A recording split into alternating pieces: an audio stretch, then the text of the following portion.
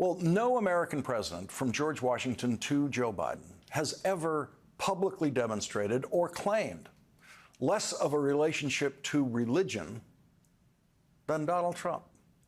He has publicly admitted that he doesn't pray. He might not be the only president who didn't pray, but he is the only one so disconnected from religion that it wouldn't occur to him to even falsely claim that he prays. Donald Trump says he was brought up Presbyterian. After being found guilty of 34 felony counts on Thursday at 5 p.m. in his hometown of New York City, Donald Trump woke up across the Hudson River in New Jersey on Sunday morning at his summer residence in a New Jersey golf club. There's a Presbyterian church across the street from that country club where Donald Trump woke up on Sunday morning. But as is his custom, Donald Trump didn't go to church on Sunday. He never goes to church. Never. After becoming the first prosecutor in history to convict a former president of crimes, the Manhattan District Attorney went to church on Sunday morning, as he always does. It's the church his parents brought him to when he was growing up, just a block away from that church. Now, I just have 2 words to say now, sisters and brothers. 2 words to say. That's it. Are you ready for those words? Alvin Bragg.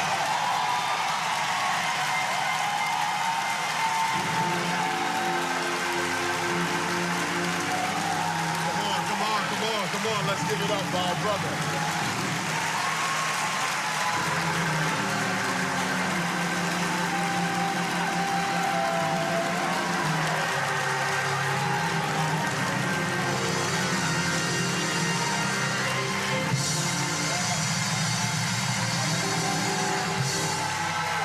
One of the things Brother Alvin said was, you know, the most heartfelt and compelling aspect of the work that he does was this week to receive text messages from his students, his Sunday school students, who were so inspired and enriched by him.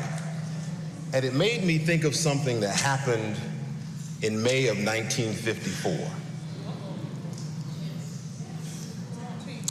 70 years ago, we celebrated what? Brown versus the Board of Education. Now listen, sisters and brothers. Thurgood Marshall would not be where he was without the work of Charles Hamilton Houston. But you know, for many years, Thurgood Marshall was a member and steward of the St. Philip's Episcopal Church right on 134th Street. And interestingly enough, he would work with young people while he was a member of St. Philip's. And he told them a story, the young people at St. Philip's. He said, "Why are you in church the Sunday after Brown versus the Board?" He said, "Well, the night that it happened, we all gathered at the Legal Defense Fund, and there was a big party, and I was the first to leave. And everybody was walking around saying, 'Brother Thurgood, why are you leaving so early? You know, we just won.' He said, 'Yeah, we won this, but the real work just begins.'" And so, Brother Alvin, we salute you. We love you. And we know that God will be with you and your family. We pray always for your protection and your peace. And we know from wherever those great ancestors rest, Thurgood Marshall, Constance Baker Motley, they all are singing your praises, dear brother, and cheering you on, you and your wife and family. We love you. Let's celebrate him again.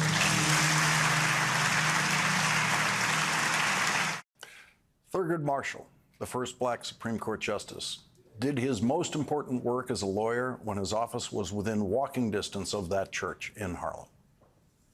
The only woman lawyer working with Thurgood Marshall in that office at the NAACP Legal Defense Fund was Constance Baker Motley, a truly remarkable woman. Black lawyers were rare enough in those days. Women lawyers were also rare. But there was nothing more rare in the legal profession than a black woman lawyer. Constance Baker Motley was at Thurgood Marshall's side in all of his important legal victories as a lawyer, including Brown versus the Board of Education. Constance Baker Motley followed Thurgood Marshall into the federal judiciary and served as a senior federal judge in the final years of her life in the Daniel Patrick Moynihan Federal Courthouse in Lower Manhattan, the courthouse where a jury found Donald Trump liable for sexually assaulting and lying about E. Jean Carroll. That federal courthouse, where Judge Constance Baker Motley was only steps away from the Manhattan Criminal Courthouse, where Alvin Bragg works. Donald Trump doesn't understand these people. Thurgood Marshall, Constance Baker Motley, Alvin Bragg, people who work for government salaries, never trying to get rich, dedicated to what for Donald Trump is just a word he doesn't understand. Justice. Donald Trump has now met justice thanks to Alvin Bragg. While Alvin Bragg was in church, Donald Trump was appearing on Fox and Friends. You famously said regarding Hillary Clinton, lock her up. You declined to do that as president. I beat her. It's easier when you win. And they all said lock her up. And I felt, and I could have done it, but I felt it would have been a terrible thing. And then this happened to me. And so I may feel differently about it. I can't tell you, I'm not sure I can answer the question. Hillary Clinton, I didn't say lock her up, but the people would all say lock her up, lock her up. Okay. Then we won. And I said pretty openly, I say, all right, come on, just relax. Let's go. We got to make our country great. He's lying, of course, when he denies saying that he said lock her up. You actually just heard Donald Trump say, I didn't say lock her up. Everyone screams lock her up, lock her up, lock her up. Lock her up is right. They should lock her up. You should lock her up, I'll tell you. But that's not the most important thing that Donald Trump said in what you just heard him say on Sunday morning. The most important thing Donald Trump said was, I could have done it. And they all said lock her up. And I felt, and I could have done it. I could have done it. Donald Trump actually thinks that the President of the United States has the power to lock up someone without evidence, without a trial, without a jury unanimously agreeing to convict, and without a judge actually sentencing that person to prison. I could have done it. No, he couldn't, because Thurgood Marshall wouldn't let him. Constance Baker Motley wouldn't let him. Alvin Bragg wouldn't let him. The defenders of the Constitution from the founders to today would never let Donald Trump lock her up. And now it's Donald Trump's turn to wait until his sentencing hearing on July 11th to find out if Judge Juan Merchan will lock him up. Dr. Fauci, we're here to investigate the COVID-19 pandemic and to explore lessons learned, positive or negative, and to better prepare for future pandemics. That may have been why the Republican chairman of that committee, who you just heard from, Brad Wenstrup, was there. He is a physician whose questioning of Dr. Fauci today was mostly respectful. But Marjorie Taylor Greene showed up, too, and her uncouth performance included refusing to call Dr. Anthony Fauci a doctor. She, as the consistent front runner for stupidest member of the House of Representatives in history, actually told Dr. Fauci that she doesn't think he is a doctor. Most Republican members of the committee spent their time trying to indict Dr. Fauci for what they falsely said was his refusal to even consider that COVID-19 could have originated in a lab in China. The top Democrat on the committee, ranking member Raul Ruiz, who is also a physician, summarized what the committee's Republican-led investigation has discovered. Over the past 15 months, the Select Subcommittee has pored over more than 425,000 pages of documents provided to us by government agencies, universities, and private citizens. We have conducted more than 100 hours of closed-door interviews with 20 current and former federal officials and scientists. And what we have found is the following. Dr. Fauci did not fund research through the EcoHealth Alliance grant that caused the COVID-19 pandemic. Dr. Fauci did not lie about gain-of-function research in Wuhan, China. And Dr. Fauci did not orchestrate a campaign to suppress the lab leak theory. After 15 months, the Select Subcommittee still does not possess a shred of evidence to substantiate these extreme allegations that Republicans have levied against Dr. Fauci for nearly 4 years. In his opening statement, Dr. Fauci explained how his leadership led to the quick development of life-saving COVID vaccines. Prior to my retirement from federal service in December 2022, I had been at the NIH for 54 years and director of NIAID for more than 38 years. In those posts, I was deeply involved in the scientific and public health response to several infectious diseases outbreaks, including HIV/AIDS, pandemic flu, Ebola, and Zika. And so, under my leadership, we were well positioned to respond to COVID-19.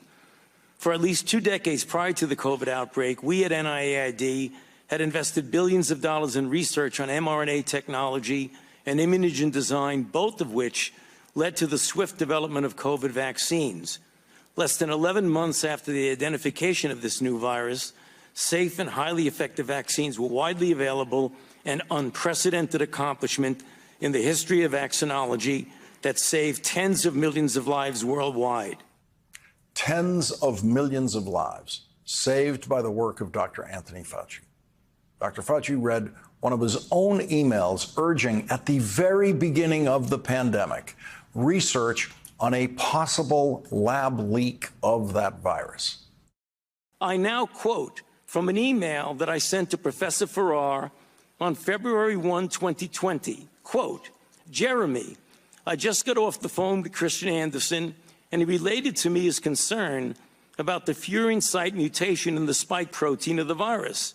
I told him that as soon as possible, he and Eddie Holmes should get a group of evolutionary biologists together to carefully examine the data to determine if his concerns are validated, and they should report it to the appropriate authorities. I would imagine that in the USA, this would be the FBI, and in the UK, it would be MI5.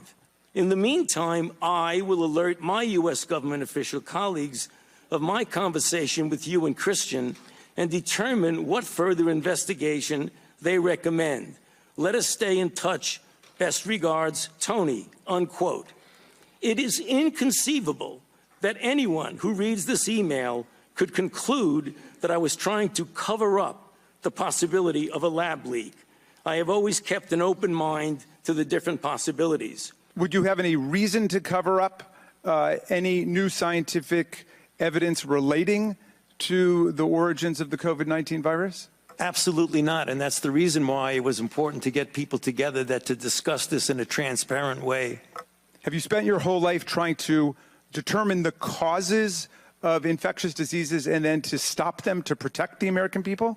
Yes, I have. My main job during the COVID pandemic was to play a role with my team at the Vaccine Research Center to develop a safe and effective vaccine. And we did that in an unprecedented short period of time, never seen before in the annals of vaccinology.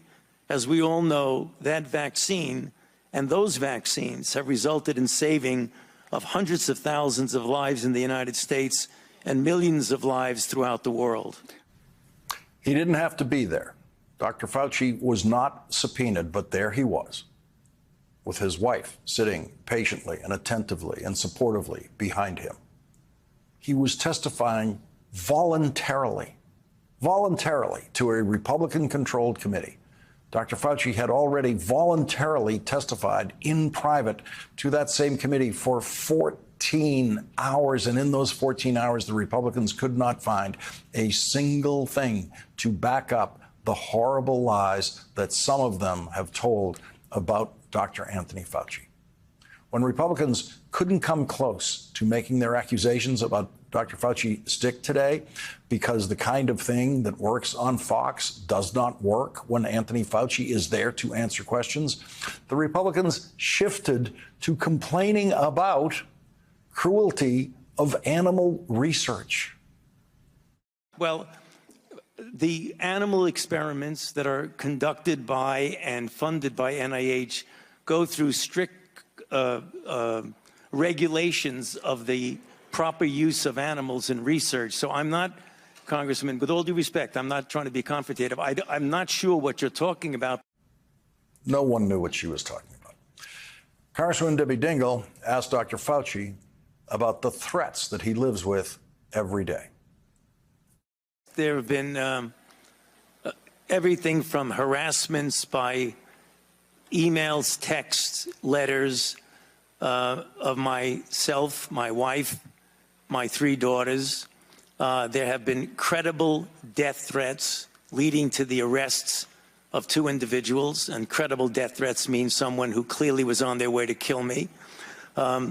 And it's required my having protective services essentially all the time. It is very troublesome to me. It is much more troublesome because they've involved my wife and my 3 daughters. At these moments, how do you feel? Keep your mic on. Terrible. Joining us now is Democratic Congressman Dr. Raul Ruiz of California. He is the ranking member of the House Select Subcommittee on the Coronavirus Pandemic and a former emergency room physician. Doctor, thank you very much for joining us tonight. What was the most important point that you think was made at this hearing today? You know, the most important point was that accusation after accusation, we debunked all of their conspiratorial accusation that Dr. Fauci, through funding, through EcoHealth, created the COVID pandemic and then tried to lie about it, cover it up, and suppress the truth. This has been 3/4 of this Congress, their thesis and what they have worked tirelessly around to prove, and we have completely debunked it. And the other thing that was very important is to know the irresponsible and reckless behavior of, even though they know that their accusations are false, they continue to spread that information for partisan gain, which is dangerous for 2 reasons. One, it manufactures distrust in science, distrust in our public health agencies, distrust in public health leaders, and it leads to targeting Dr. Fauci and other public health officials for violent death threats, as you just showed here right now. Congressman Raul Ruiz, we're out of time for tonight. Thank you very much for joining us. Really appreciate it. Thank you.